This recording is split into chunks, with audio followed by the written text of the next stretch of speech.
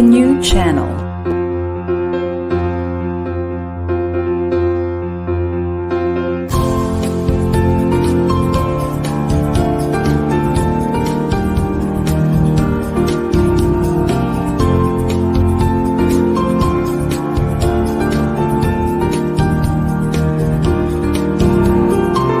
The new channel. Hashtag TNC Now.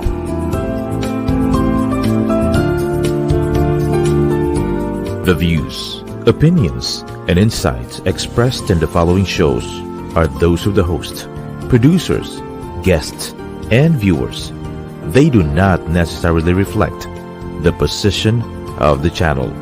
Viewer discretion is advised.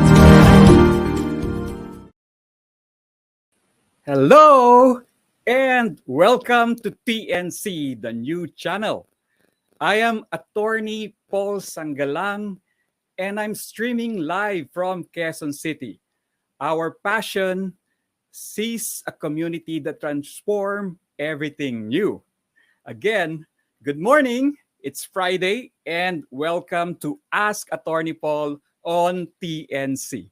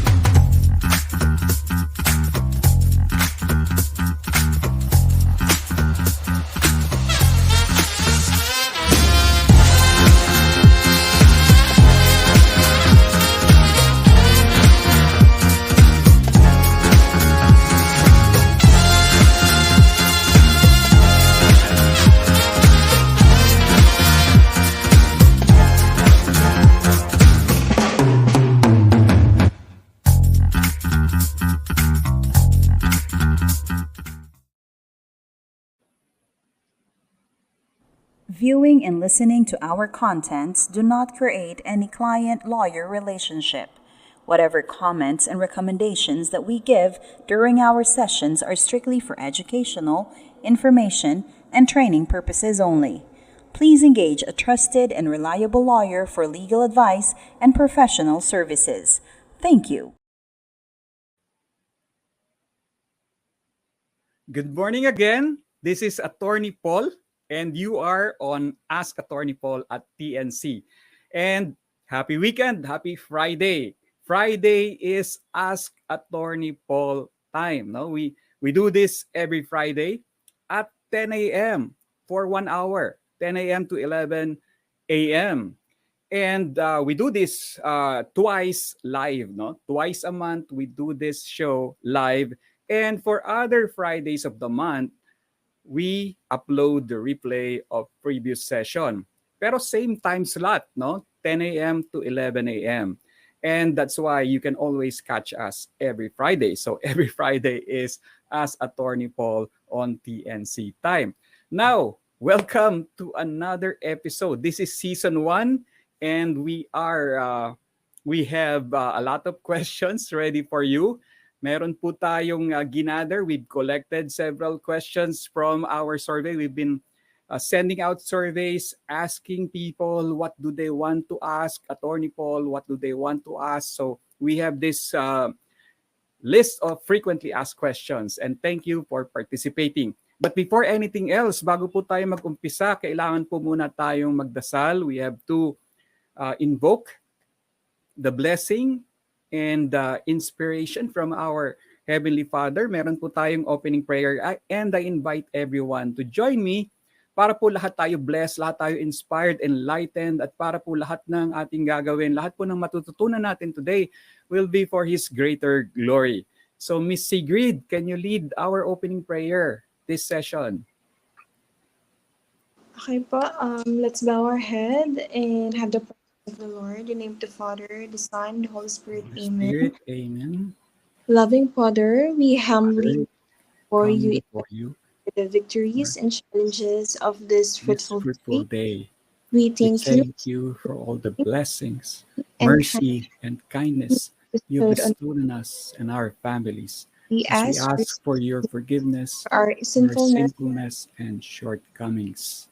We ask We for your ask for your guidance, knowledge and knowledge, and understanding for understanding for legal skills. today's legal coaching session as you Continue to continue to open our hearts and our and all minds and all our faculties, human new faculties learnings with that new we will learnings that you will and receive encounter and today. encounter today.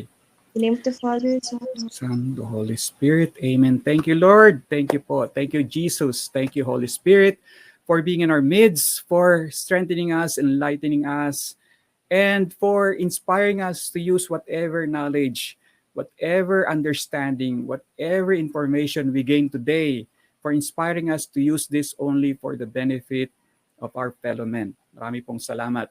And so now we open the floor, we open the session. But before we open the session for your questions. By the way, pwede po kayo mag-participate, no? Pwede kayo mag-participate. There are two ways to participate in our Ask Attorney Paul. One is by being a studio guest, no? We are inviting people who have sent us questions used through our survey using the Google form. We've been sending that out, no? And we've been asking them, yung mga nagsasubmit ng questions po sa atin, kung gusto nilang maging studio guest, no? And right now we have one studio guest, and he will be joining us in our discussion later. Another way to participate is through the comment section. As you know, we are streaming live today, and meron pong comment section sa ating mga live stream. We are streaming live using Facebook, using YouTube, and also LinkedIn. So tatlong platforms po tayo na nag-stream live, and all this, our director, our crew, our staff are monitoring the comment section, and you can post your questions there. Pwede po. And then babasahin po natin yan, babasahin ng aking co-host na si Miss Sigrid para po mabigyan naman ng linaw, no? So enlightenment yung mga katanungan nyo, no? But we have limited time. Until 11 a.m. lang po tayo dito. So, what are you waiting for? No? Share nyo na po itong link dito. Share nyo na po itong live stream natin sa mga friends, sa mga family, sa mga colleagues, co-workers nyo, clients, customers, anyone, no? Mga barkada nyo, kaibigan nyo. Share nyo na po ito. Baka kasi may tanong sila. And madali lang naman po yan. Use the comment section. I-post nyo po yung mga katanungan nyo, and we'll do our best within our limited time slot to address them, to answer them. And kung hindi naman po na mapalad na mabigyan natin because limited nga po yung ating time, then next Friday po or next Friday, or you can submit your questions sa ating survey form, sa ating Google Sheet, and then ipaprocess po natin yan. And who knows, baka po maging studio guest namin kayo in the future.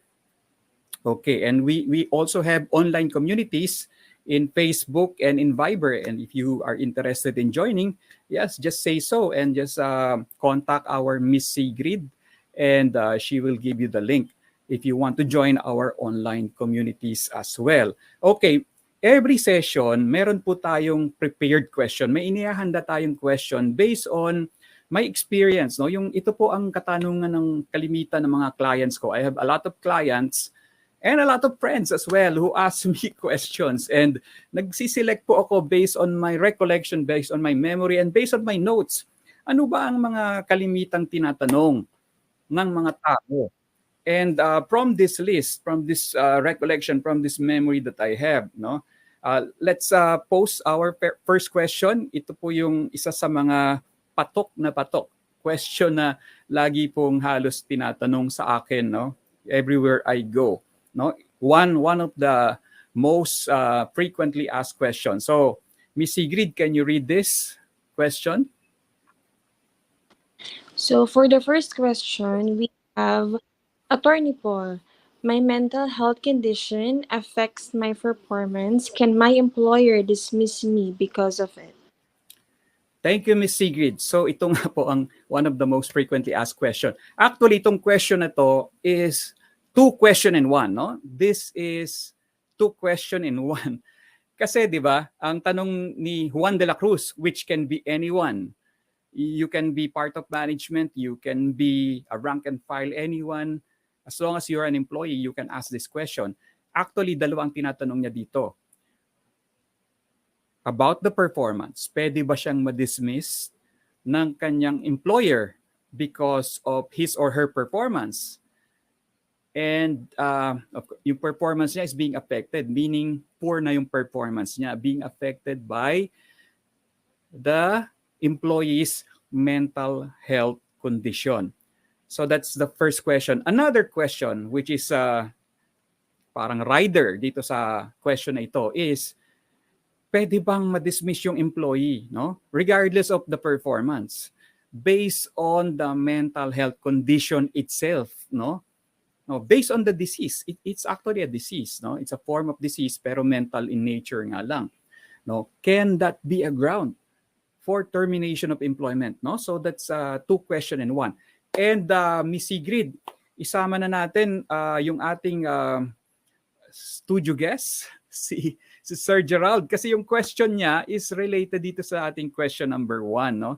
So what's our question number 2? And let's welcome Sir Gerald to our studio. Good morning, Sir Gerald. Ano po yung question natin? I-post natin yung question ni Sir Gerald, and Miss Sigrid, can you read it? Question number 2. Question number 2, this is from Sir Gerald. How to handle employee who went AWOL due to mental health problem? Okay. Ayan. So, Sir Gerald, welcome po. Kumusta po kayo? Good morning, Tony. Good morning. Yan. Eksakto naman, ang ganda ng timing ng question nyo at ito rin ang ating napiling prepared or teaser question for this session. So, can you elaborate further on your question? Ano po ba ang situation that you are bringing to us for enlightenment? Okay.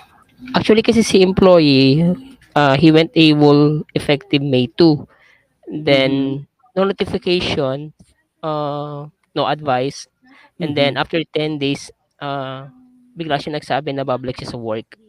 Then, we issue NTE because for 10 days unauthorized leave of absence. And then, ang reason niya, depression. So, medyo natulala kami doon. Kasi how do we handle that kind of situation, attorney? Okay, great question, Sir Gerald. Now, yan po ang tinatanong ng maraming business owner, maraming entrepreneur, maraming managers and supervisors in handling their people. Diba? Now, fortunately, we have a legal framework, no? Of course, that's a mental health issue, concern, no? And by the way, disclaimer, I am not a psychiatrist. I am not a psychologist. I am not competent about the mental diseases or mental illness or mental condition.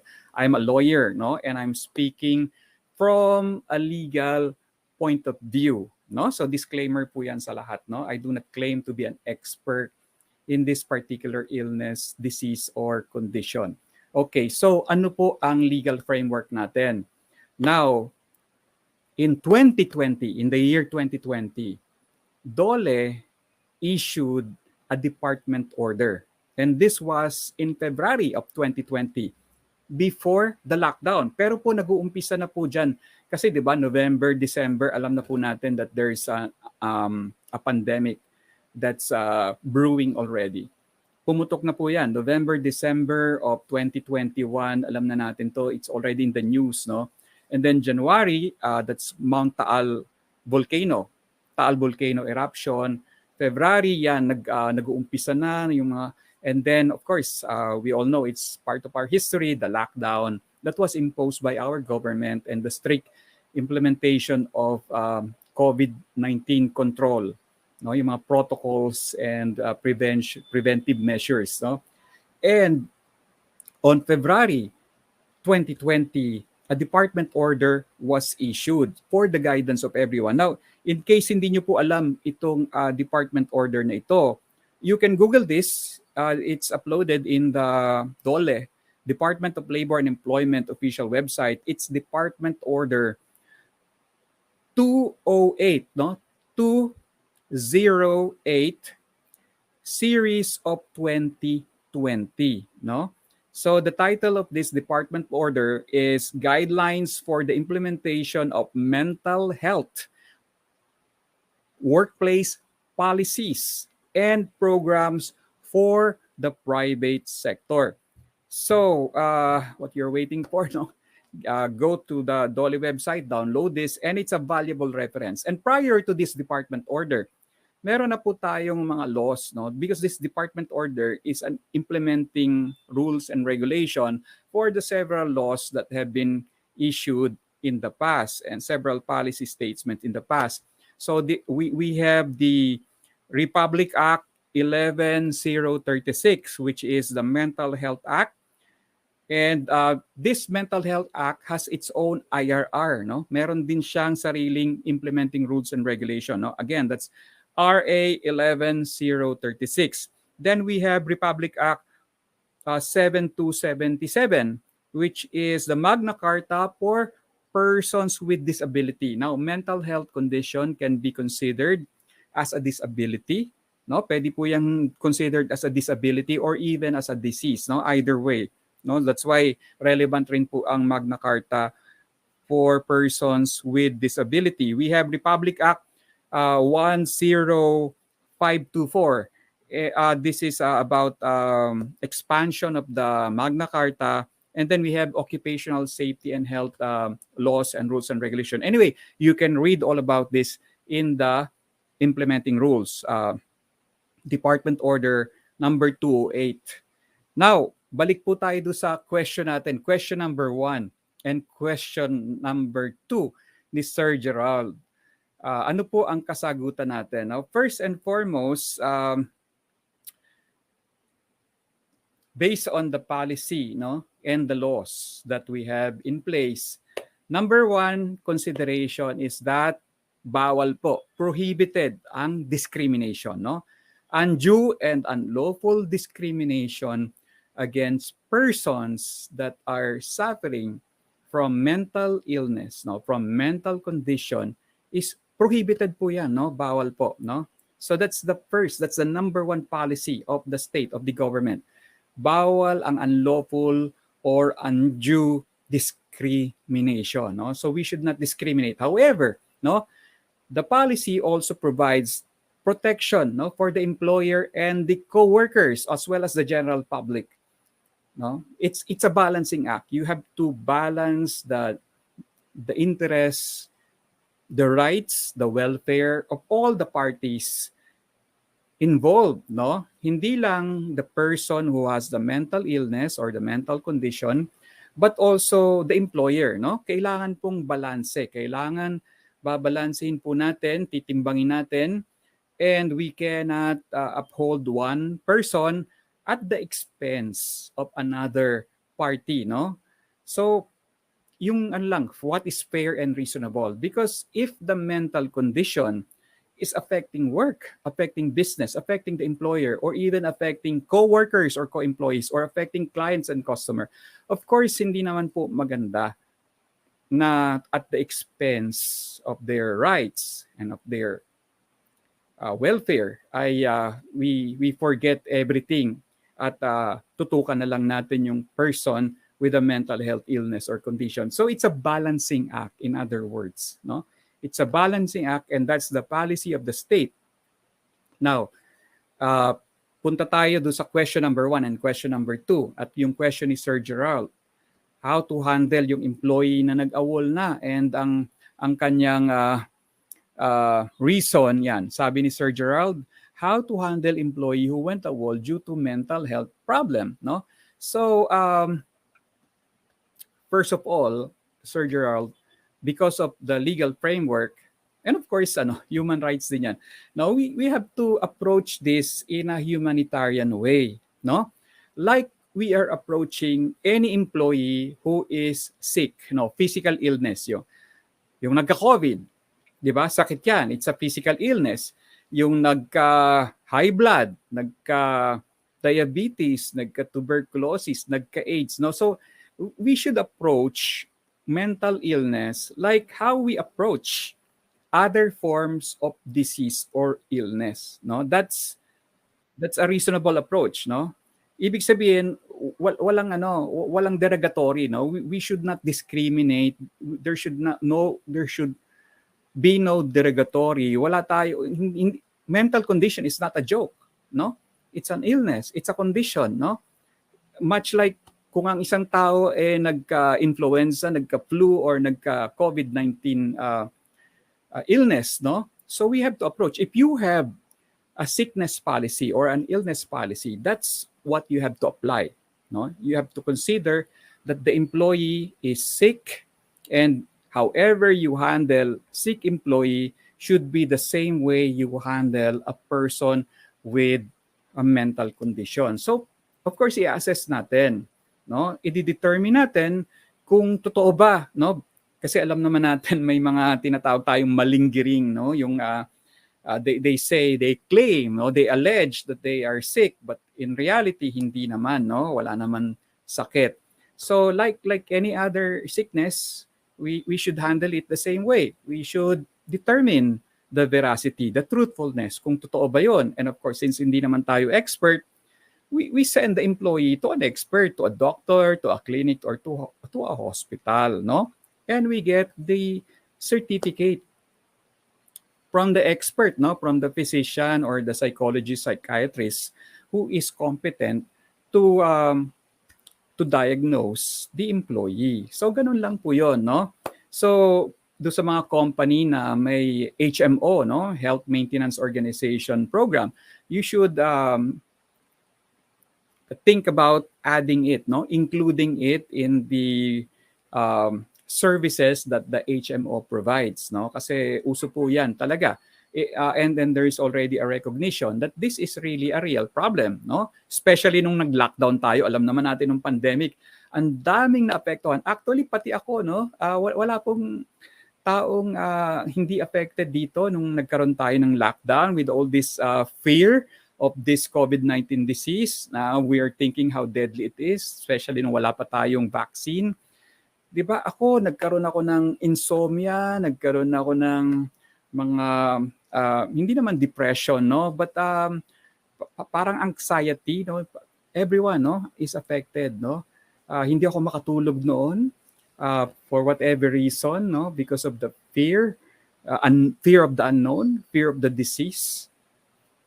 Diba? So we were all affected. So, and it's a mental condition that everyone has gone through. Kaya nga, diba, we tried to help out each other. We tried to, diba, support each other. So in the same way, kahit po wala ng pandemic, kahit na nag-reopen ang economy, and even though on-site na ang mga karamihan ng mga work natin, no, it should not stop the way we support each other during the lockdowns. Dapat po tuloy-tuloy yan. And that is the main message of the Department Order 208 issued by DOLE. No? So may requirement dyan.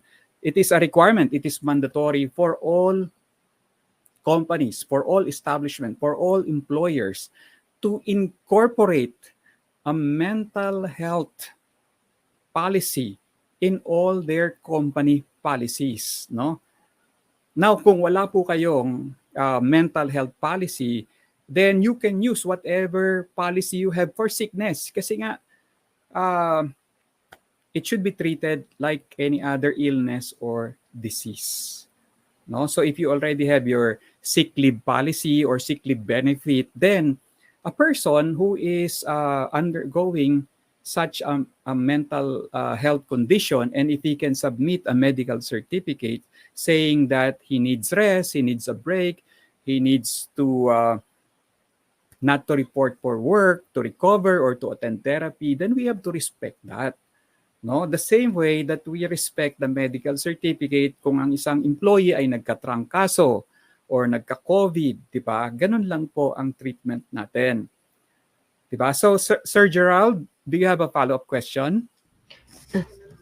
Attorney, what if the employee refuses to undergo mental health checkup?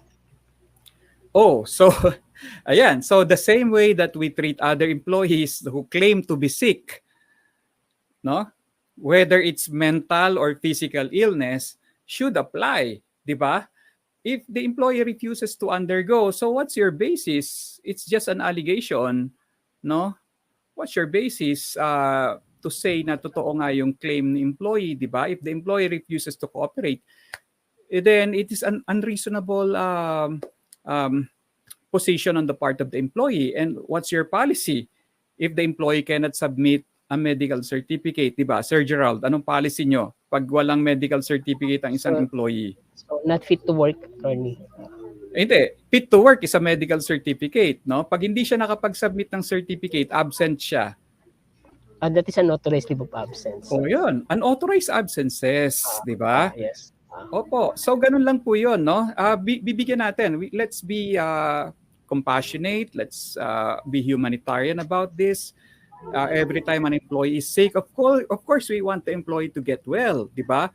But we have policies. We have policies in place, di ba? So, dapat sasabihin nyo lang sa employee, let's help each other. So, when can you see a doctor? Di ba? Ganun naman yan eh. Minsan talaga, at the time they are sick, they cannot see a doctor. Unless meron kayong facility, no? Kasi yung ibang company, they have an agreement with an institution or a clinic or a hospital na pag may mga mental health issue, the employee can call. Yung telemedicine, di ba? So if you have that, then walang excuse yung employee, di ba? But if you don't have a telemedicine facility where the employee who is claiming to have a mental health condition can call and get a session, get checked up by an expert who is competent to address or diagnose the issues, no? Then probably you by referral, no, you can assist the employee by referring him to a paid or to a free. May mga free po, no? The government has free services for this. Nandun na rin po, nakasulat doon sa department order. And kung wala po doon sa listahan, you can call the Department of Labor and Employment for referral purposes. They have a hotline and they can give you some numbers to call for free referrals. Thank you, attorney. Okay, meron pa pong question regarding this? Sa akin, attorney, I'm good. I'm good. Okay. Okay. Thank you, Sir Gerald. Now, balik tayo do sa first question natin, Miss Sigrid, no? Kasi merong related doon, no? So expand natin yung ating explanation do sa first question. Can we get back our first question? Yung slide, question number 1 slide. Ayan. Ladies and gentlemen, this question number 1 is actually 2 questions in 1, no? Ano po ito? Buy one, take one question. So, basahin natin, i-analyze natin. Sabi niya, Attorney Paul, my mental health condition affects my performance. In short, yung performance niya is becoming poor, no? Poor.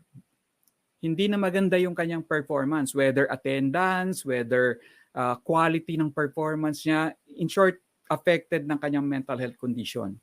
So ang tanong niya, can my employer dismiss me because of this? Now, because of this, question mark, ano yun? Can the employer dismiss the employee because of the performance, the poor performance? That's the first question. And can the employer dismiss the employee based on the mental health condition? That's a separate question. Kaya nga, 2 question in 1 po yan. Punta muna tayo sa first question. Performance.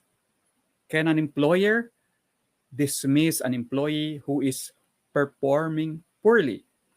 At ang excuse or justification of the employee for the poor performance is, Ma'am, sir, kasi po I have a mental condition. I have undergoing this therapy. I'm having symptoms like depression, anxiety, insomnia, and other symptoms, no? So that's why I cannot perform well. So yun yung kanyang excuse. 'Di ba? Usually may ano yan eh, may feedback, no? You give the feedback to the employee, o bakit you're not performing well, what's happening to you, how are you, 'di ba? So ito ang excuse ng employee. Pagdating naman ng evaluation, pagdating ng mga feedback, bagsak, no? Failed, needs improvement, no? Ang kanyang performance appraisal. So how do we handle that? Can an employee be dismissed? Can an employee be terminated because of that, given that the employee already informed the employer na meron siyang health condition? The answer is yes. No, yes. However, there are certain guidelines and there are certain parameters, no? Ang sinasabi ko lang, posible, no? Possibly. But we have to do it within the legal framework of Philippine labor law. No? Everyone knows that under our labor law, we have security of tenure. No? That's a right. That's a constitutional right enjoyed by all employees. Merong security of tenure. So ano po ang sinasabi dyan sa security of tenure? An employee cannot be dismissed. Hindi po tayo pwedeng mag-terminate ng employee unless there is just or authorized cause. What are just causes? Just causes are reasons attributable to the employee. No? Just causes includes serious misconduct, willful disobedience, fraud, willful breach of trust, crime committed against the employer, gross and habitual neglect of duty. So these are causes. Just causes are grounds that are serious in nature, no? Serious to the point that they are tantamount to committing a crime against the employer. And because of the seriousness, the gravity, the magnitude of the offense committed by the employee, the security of tenure will not protect the employee anymore. No? And the employee may be dismissed by the employer because of the seriousness, the gravity of the offense that he has committed. That is just cause. Now, on the other hand, what's the other valid ground? We have authorized causes. Now, authorized causes naman are reasons or grounds, justifications that are not attributable to the employee. Wala pong offense or violation or poor performance na ginagawa ang isang employee, but just the same, the employee can be terminated for valid reasons. And among these reasons are economic reasons, financial reasons, technological reasons, and even disease, no? Serious disease or illness as a reason. So these are situations na walang kasalanan, no?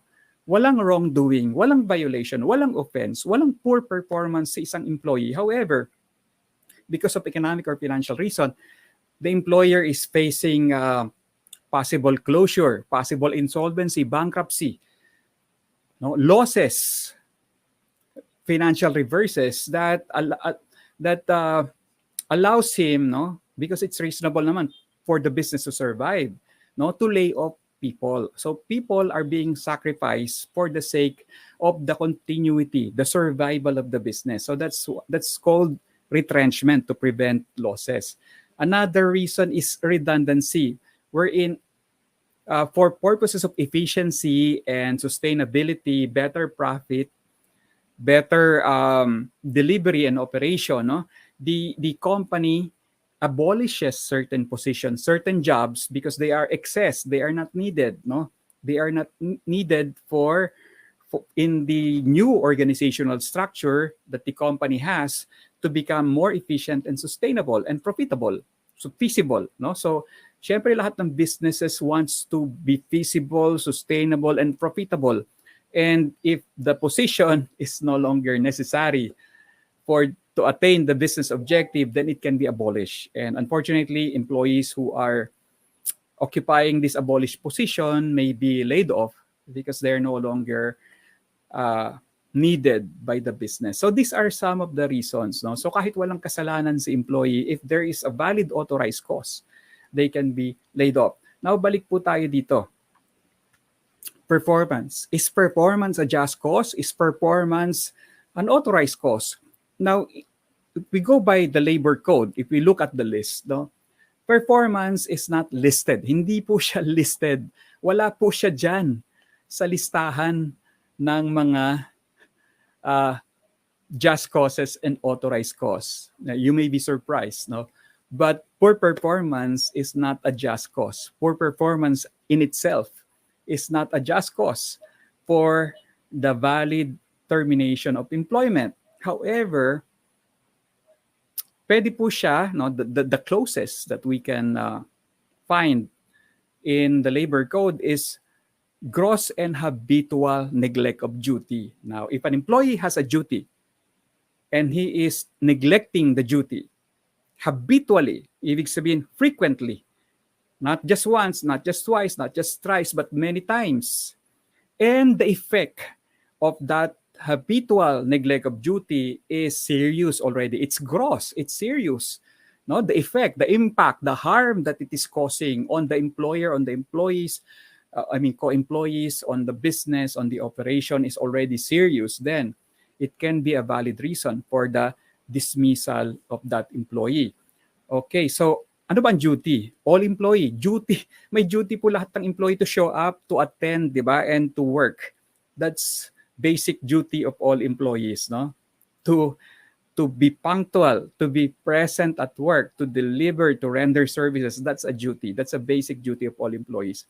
If you are being absent, if you are being late all the time, if you are being delayed, if you're not rendering your duty, that's a neglect of duty. And if you're doing that habitually, frequently, repeatedly, then that's an element. Pwede po magamit yan. And if the impact, if the consequences of this neglect of duty, this habitual neglect of duty is already serious, and it's really harming the employer already, then it is now a just cause. No, so yung sinabi kanina ni Sir Gerald, no, a whole several days hindi nagpakita, hindi nag-show up, no call, no show. Kung ilang araw yon, each day na absent si employee is one count. No? That's one count. So kung maraming araw yon, that can be counted as habituality.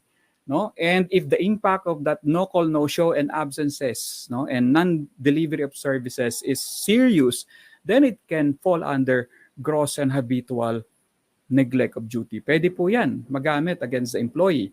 Now, what about the excuse of the employee? Yung kanyang mental illness. Now, that has to be proven. That has to be proven. In the example, sabi nung ni Sir Gerald, no, the employee refuses to cooperate, refuses to submit a medical certificate, refuses to see a doctor or a physician or as a therapist, psychologist, no? So, anong magagawa mo? No? Hindi naman pwedeng, sir, meron po akong mental condition. Hindi naman po pwedeng ganun. That would be unfair for the employer. No, kailangan if the employee claims na meron siyang mental condition, kailangan back up by proof. Meron siyang proof that he is seeing a doctor, he is taking medicine, he is undergoing therapy, he has resibo, he has certificates. 'Di ba? Kung wala, 'di ba? So baka nagdadahilan lang si employee, 'di ba? So pwedeng ma-dismiss si employee. Now another pwedeng gamitin, no? The Supreme Court in one case, in many cases actually, said that analogous just cause can also be, quote-unquote, gross inefficiency. Now, gross inefficiency is different from gross and habitual neglect of duty. Now, what is gross inefficiency? Gross inefficiency is similar to gross incompetence or gross ineptitude. Anong ibig sabihin nito, ng gross inefficiency, gross incompetence, or gross ineptitude? And how is this different from gross and habitual neglect of duty?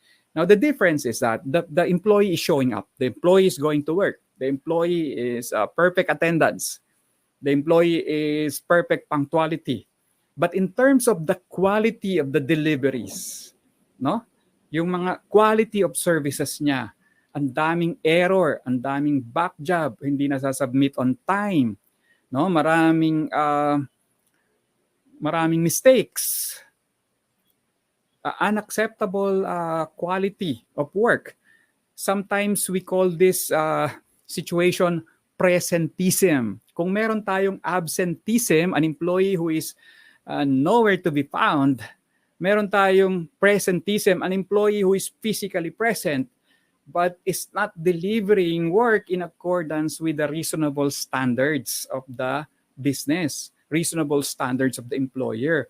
Bagsak siya sa performance appraisal. So ito po ang ibig sabihin ng gross inefficiency, gross incompetence, or gross ineptitude. Pumapasok pero wala doon yung utak, no?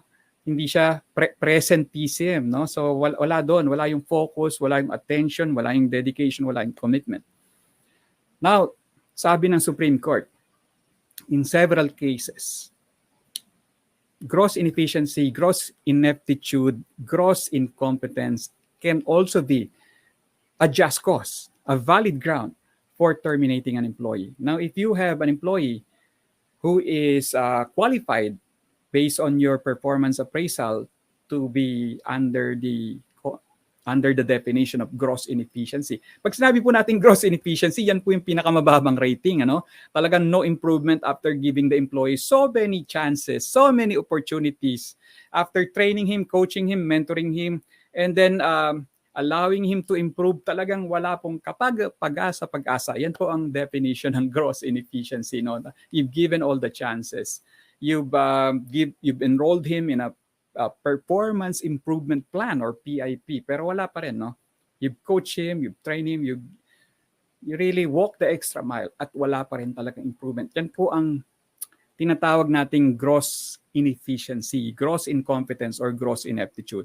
At pag nandun na po tayo sa point na yon that we did everything to support the employee, of course, no one can blame the employer if the employer would let go the employee. And that's considered as a just cause according to the Supreme Court, no? Okay, so ngayon, what if sabi ng employee, meron po akong mental health eh. May mental health condition ako eh. So again, we have to give the employee due process. The employee has to prove that he really has such a condition. Without proof, it's merely allegation, no?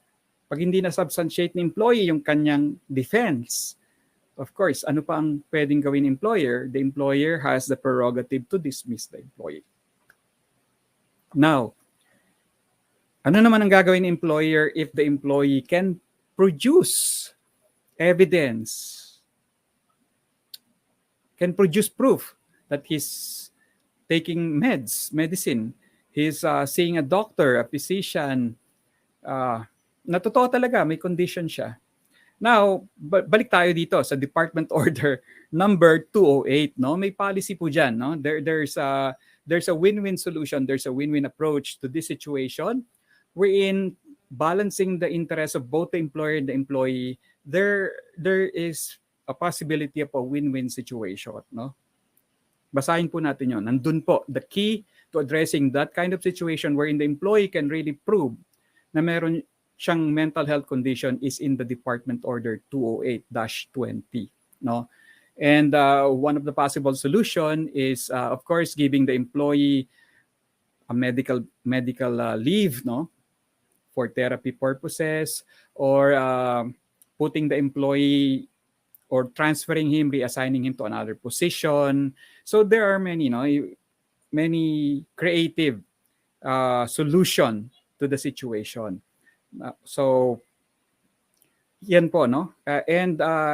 Kasi magbibigay naman yun. And of course, another is you need to get a medical expert to be part of the solution. The medical expert will have to issue a fit to work, no?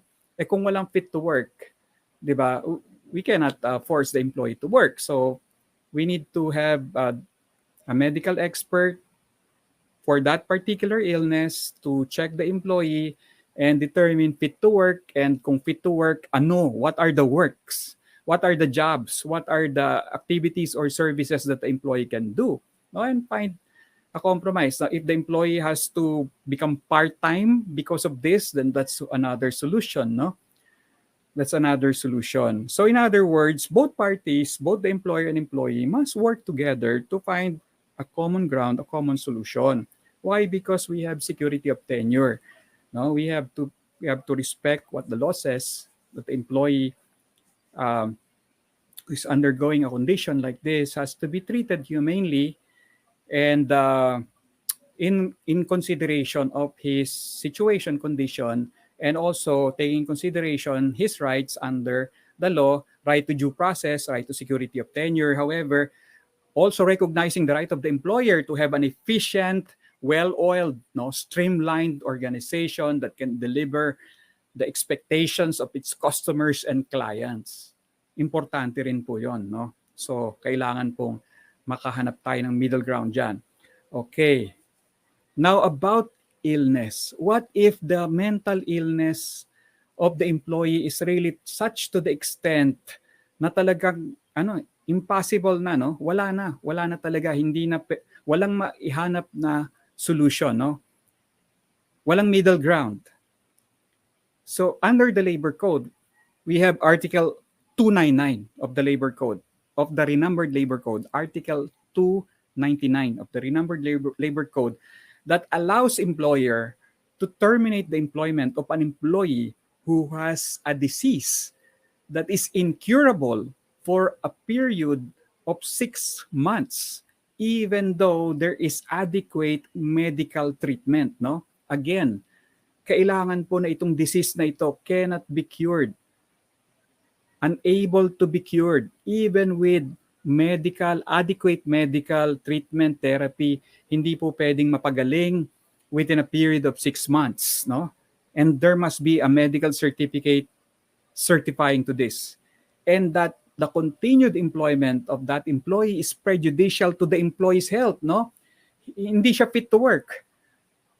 Hindi siya fit to work. Or is prejudicial to the fellow workers, no, to the co-employees. Now, if this condition is supported by a medical certificate from a public health authority, dapat po public health authority, meaning government, hindi pwedeng private. If there is a certification to that effect, that the disease is incurable for within a period of 6 months, even with adequate medical therapy or treatment, and it is prejudicial to his health, meaning not fit to work, and or not the other employees might be prejudiced if the employee is present in the workplace or rendering services, then that's a valid ground for terminating the employee. Pwede po yun, no? So there's a decision rendered by the Supreme Court. It's the decision in Dioferio versus Intel Technology, a 2014 case wherein the Mr. Dioferio is suffering from a mental illness, no? Meron siyang mental condition. He's seeing a therapist. He's seeing a psychiatrist and may medical certificate to that effect. And because of that, the Supreme Court declared that the termination of Mr. Dioferio, who has a mental illness, is a valid termination. No, there is no illegal dismissal.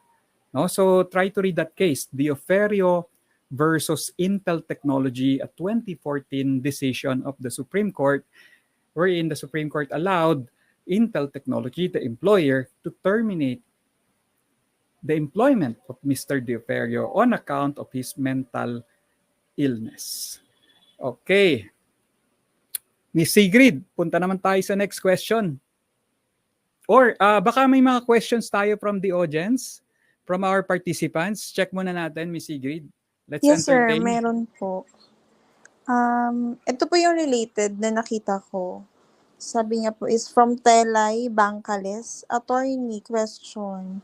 If ang employee is napatunayan na may mental problem and yung workload niya is makaka-apekto and makakapagpalala sa mental problem niya and gusto na lang ni employee mag-resign, need pa ba niya mag-render ng 30 days notice rules? Well, ganito po yan. So ang question is about the 30 days. Yung pong 30 days na notice requirement prior to the effectivity of the resignation of an employee, that is a right of the employer. Karapatan po yan ng employer that is there for the protection of the employer so that the employer will not suffer from the effects of an immediate resignation, di ba? Ang hirap po na bigla na lang aalis ang isang employee kasi 'di ba ang hirap, no? hindi lang po ang employer ang mahihirapan dyan, also the co-employees who will be left behind. Hindi lang po sila, hindi lang yung mga co-employees, also the clients and the customers. So ang dami pong maapektuhan yan, not only the business, but also the co-employees and the clients and the customers. So to prevent this disruption of the services, the business, and the operation of the employer, the labor code sees to it that there's a 30-day turnover period or a 30-day notice period. Now, this is a right granted to employers. No? And therefore, the employer can waive the right. The employer can say, I'm not going to require the 30-day notice and turnover period anymore. Pwede na yan. You can resign today. No? From the time that the resignation letter was submitted, depending on the circumstances, if the employer feels na kaya naman ng business, okay, no need for 30 days. You can go today. It's going to be effective today. Pwede po yan. The employer can waive the right. The employer can also shorten the period. Let's say 5 days, 1 week, no? Or 15 days na lang. That's within the management prerogative. Karapatan po ng employer yan, no? Na i-assess yung situation kung kailangan niya. Na kailangan pa niya yung 30 days. So, yan po, no? So, tingnan niyo po. So, if the employer feels kaya naman niyang kayanin, no? Despite the immediate resignation of the employee, then so be it. Allow the employee to take to leave immediately. Okay. Next question, Miss Sigrid. Yung next po dito is, mandated po ba na merong mental health policy ang company from Sam? Yes. Yes, Sam. Required po yan. Get a hold of Department Order 208. No? Meron pong mga provisions doon. Actually, yung Department Order 208, it's actually spoon feeding. Yun mismo, yung Department Order 208, you can just paraphrase it and you can use Department Order 208 as your company policy. Kung nahirapan po kayong mag-draft ng company policy, pwede you can just paraphrase the Department Order 208 and dagdagan nyo na lang and integrate it in your sickness policy, your sickness whatever policy you have regarding illness already. And that's it, no? Madali lang po. Pero required po, mandatory. It's because the law requires it.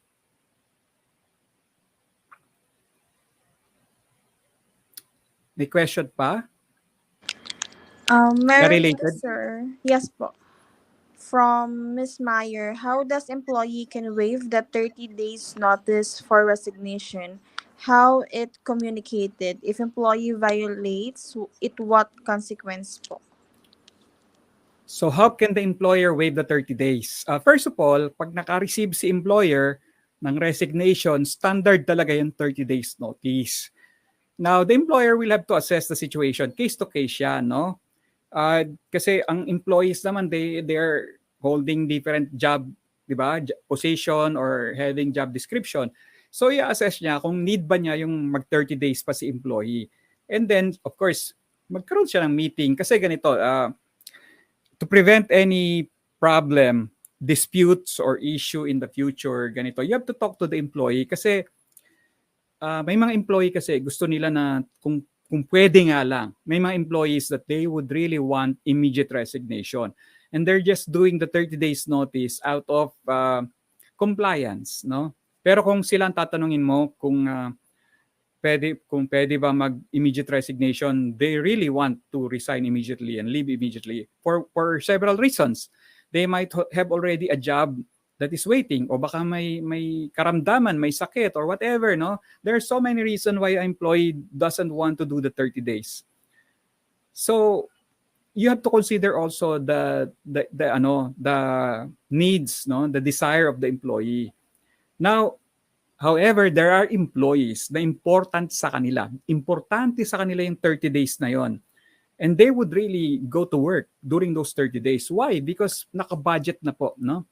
For some employees, yung 30 days na yon is important to them because they are looking forward to the salaries and benefits that they will receive during that 30 days because for self-sustenance or for the support of their families and dependents. No? Kasama na yan. Nakaprograma na yan sa kanilang budget. And if you will tell them, ate, kuya, ngayon pwede ka nang hindi mag-report ngayong araw na sinabit mo yung resignation letter, no, guguho ang mundo ni employee. Kasi nakaprograma na yon. Isipin niya, saan ko kukunin yung sweldo ko do sa 30 days na yon. So, talk to the employee. Find out rin ano bang gusto niya. So, hanap po kayo ng win-win formula regarding that. Now, so you have to respect each other's needs, no? Now, if need talaga ni employer na mag-render si employee ng 30 days at si employee need talaga niya na umalis na, no? Now, karapatan po yan ng employer to impose. Pwedeng sabihin ng employer, no, sorry, I see that you really want to resign immediately. However, hindi pwede. And you have to report for 30 days because that's our contract, that's what's provided in our law, and that's what's needed by the business. So you can really tell the employee, mandatory yan, required yan. Now, if the employee refuses to comply, now what does the labor code says? The labor code says that the employee can be held liable for damages. No, pwede niya pong pagbayaran yung hindi niya pagsunod doon sa nire-require ng employer na mag-render ng 30-day notice and turnover period. No? It's a violation, it's an offense. Hindi lang po sa company policy yan, hindi lang po sa employment contract, it's a violation of the labor code. Bawal po yan sa labor code mismo. Yung gagawin ng employee na hindi niya i-honor yung 30 days notice and turnover period. Okay, so that's the general rule. No? There are some situation wherein the employee can immediately resign na cannot be taken against the employee. Of course, kung siya po ay minamaltrato, treated inhumanely, serious insult, and di ba, a crime has been committed against the employee like libel, defamation, no? If the employee is receiving inhumane treatment, hostile treatment, talagang embarrassment and humiliation, bakit pa siya magsaserve for 30 days? Diba? So, do sa mga ganong situation. But that's an exceptional situation po yon, no? Yung mga situation na yon. Pag do sa mga exceptional situation na ganon, na talagang may away na si employer at si employee, there's no need to render the 30 days anymore because it's not healthy. It's not healthy for both the employer and the employee to do the 30 days when their relationship is really in the rocks, no? Hindi na healthy po yan. Hindi na maganda for the business, hindi rin maganda for the clients and the customers. Okay. Meron tayong isa pang question, Miss Sigrid, na related. Related po ba? Yung question number 3?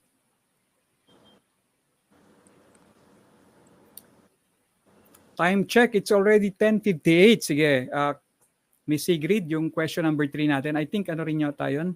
Apo. Mental health related. Yung slides po, ma'am, ano po.